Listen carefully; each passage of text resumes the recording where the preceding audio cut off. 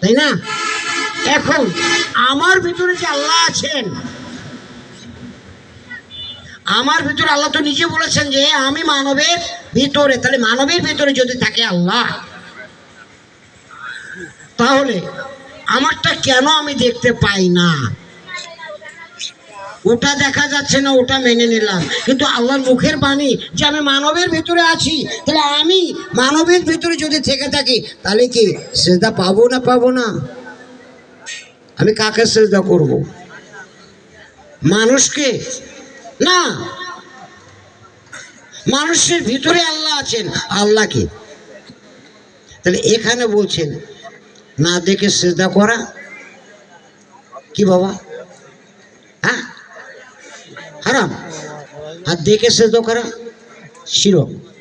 তাহলে এখন আদমকে যখন সেজদা করেছিল তখন আল্লাহ কোথায় ছিল?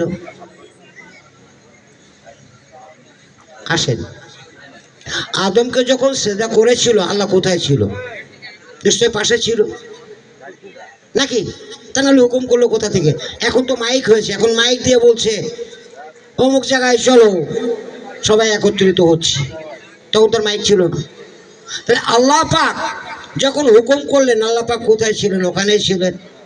তাহলে দেখেছেন, তারপরেও বলেছেন আমি আদমের মাঝে আছি, তা না হলে আর আলো জ্বলে নাই নাকি?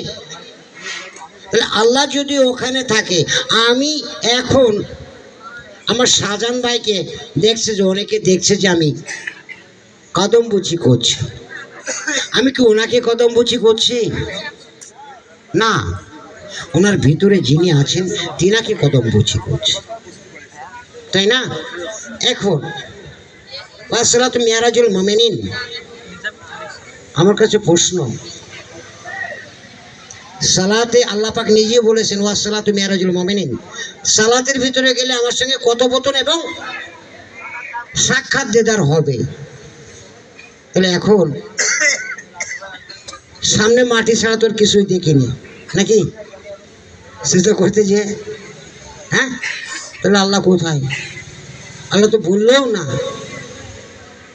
আবার আমরা কি করি? আশহাদু আল্লা ইলাহা ইল্লাল্লাহু, কাকে দেখাই?